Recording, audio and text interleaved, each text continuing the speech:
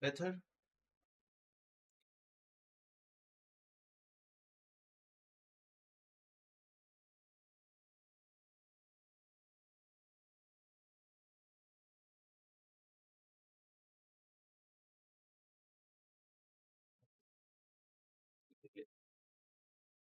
Yep.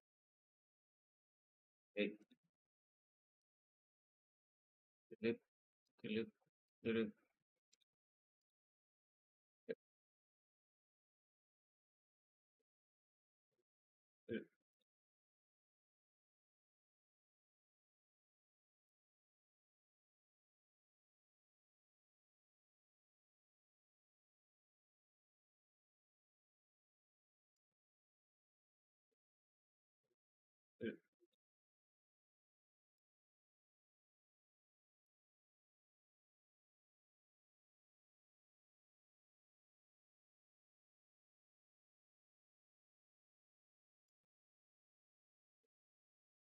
Philip. Philip.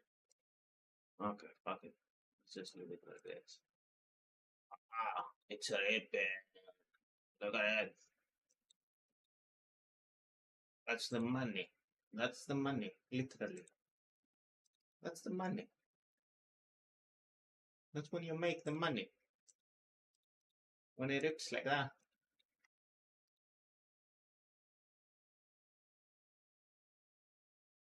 That's the money.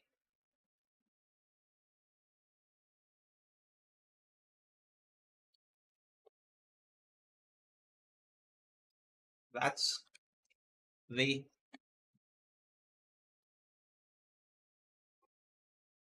money.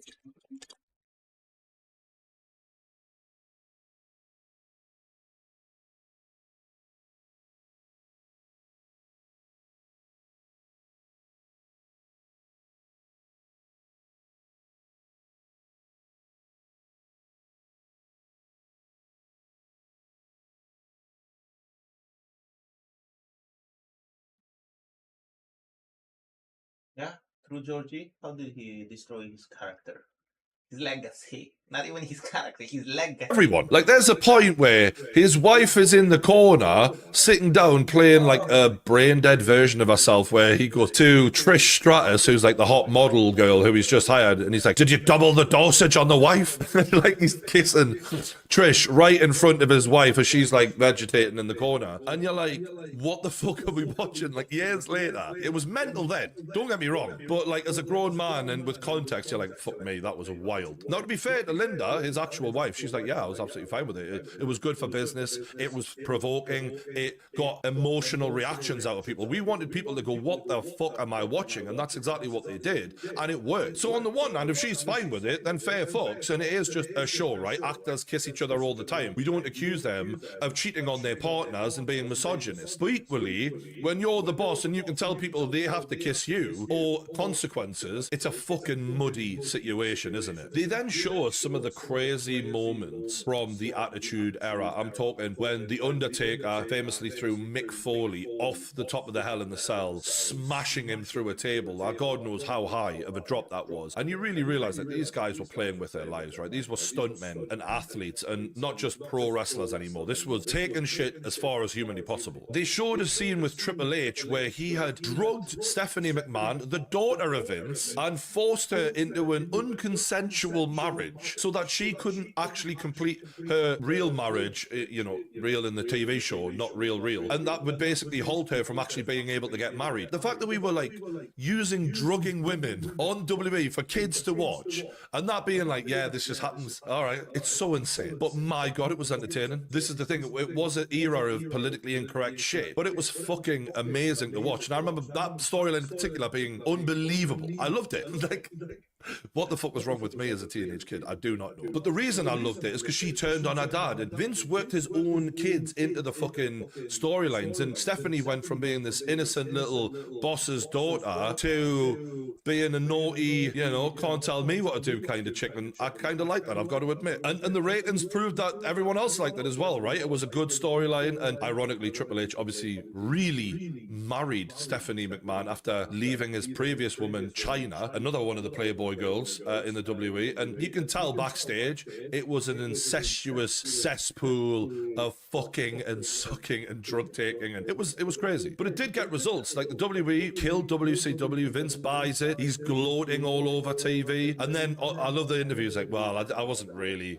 I expected to win. That wasn't really me gloating. Mate, this motherfucker was gloating hard. There's just dishonesty from him in this interview at times. You can tell. Sometimes he's being brutally honest. Don't get me wrong, but he loved that shit. And going back to the crazy storylines, there was one where Stephanie actually got pregnant in real life to Triple H, and Vince suggested that for the storylines he could be the dad, and that was the moment where, like, in the doc, you're like, this guy's wrong. He's not all there. And I get, like, you're always trying to push the boundaries and he's always trying to be crazy, but like, to even have that thought, you could see Stephanie when she recounted, yeah, there was one thing I said no to. She doesn't even want to talk about it because she's so overwhelmingly ashamed and embarrassed that her dad would even mention that about her. There's multiple times within the documentary that you feel sorry for both of his kids, because, like, he grew up with no love, and sometimes in life, right, there's people who are in an unfortunate situation, they have shit parents, but they themselves just have a lot of love in them innately, and they can then, break the cycle. He didn't do that, clearly. These kids have issues between him and them, no doubt. I mean, take Shane, for example. He went to his dad with an idea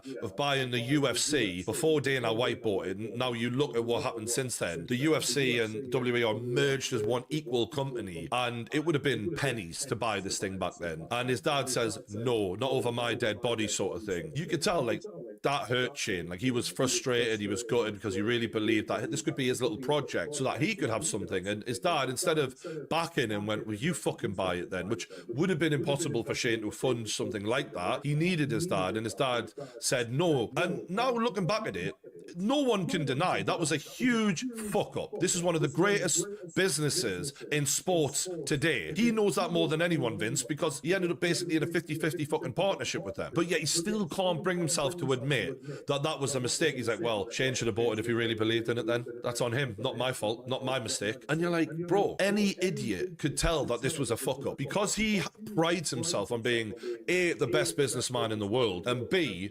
above his son. Like, my son would never know anything that I didn't know. He can't just take any accountability and say, yeah, I made a mistake there. And that, for me, it just plays badly when you look at how much shit he's been accused of in his career. If you're never willing to admit any mistakes, we're just going to look at you like he's probably lying about everything then. He doesn't give enough accountability at all. And Paul Heyman even says, like, they were arguing about it, and Vince actually opens his shirt and says, Shane, the only way you're getting this is over my dead body, so put a knife here if you really want it so bad. That's the extreme shit that Mr. McMahon would come out with on TV. And he's saying we're not the same person. Clearly you are. Not always, but sometimes, for sure. Now, the wrestler deaths were a huge part of this documentary, but probably not enough. Like, you could just make a full multi-part series on wrestler deaths. Like, there has been so fucking many, and I don't even think they explained how many enough. It's an insane amount of early deaths for so many various reasons. I work offshore, for fuck's sake, and that's supposed to be a dangerous job. This lot, they're dropping like flies. And the main wrestler death they focus on is Chris Benoit, who,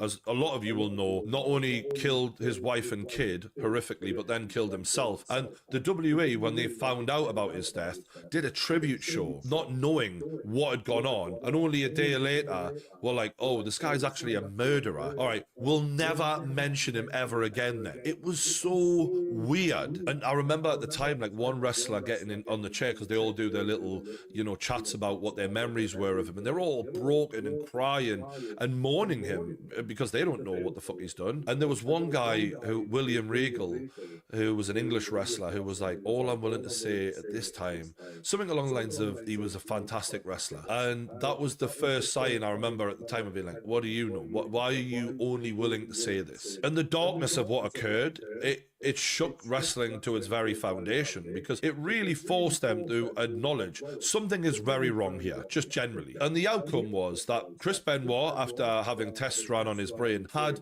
the brain of like an 80-year-old man with dementia. Like, his brain was so fucked. And you look at what he did in the ring, the amount of chair shots he took to the head, the amount of impacts he took on his brain was insane. And CTE, as we've seen with the likes of Aaron Hernandez, the football Lawler, who ended up killing that guy and ended up in jail and then killed himself. Although the impacts he took on the brain from the NFL, for example, CTE can make people crazy, and that is a direct result of the impact that Chris Benoit suffered in a wrestling ring. And people, ironically, at the time were blaming it on fucking steroids. My God. Even Bret Hart wouldn't have said that. This was clearly related to what he'd been through. Obviously on an emotional trauma level, but physically, his brain was fucked. And I was really shocked to hear Stone Cold Steve Austin, a very respected wrestler, right? One of the most respected wrestlers, say, like, don't really believe in CTE, not really a CTE guy. And he's like, if you've got a load of brain damage, you're doing something wrong in the ring. And it's like, the wrestling industry rewarded the most shocking and brutally violent wrestlers a lot of the time. The more believable it was, the more wow it was, the better match you had, the more entertaining you were. And one way to get that done is by taking a bunch of chair shots to the head, which are made of metal.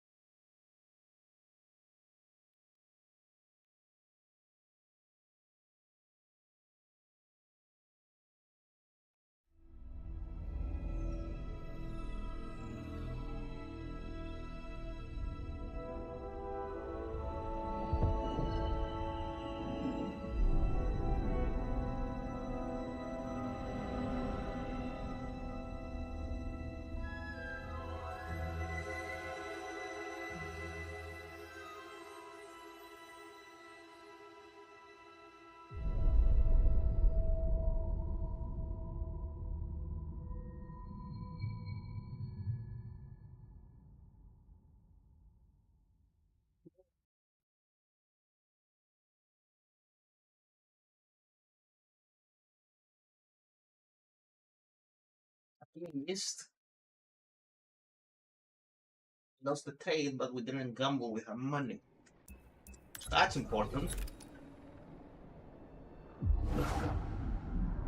Gamble with your money, you're gonna lose it, but I missed the fucking. What is this? 2-3% here. 2%. That's 2%. No? Let's say here. You enter here. Oh, give it all. Yeah, that's 2%. That's okay. I can lose that.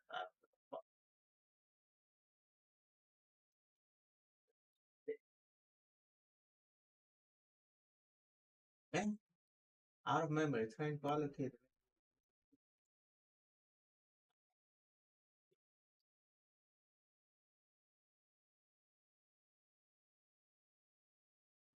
Yes, doesn't help. When I remember it.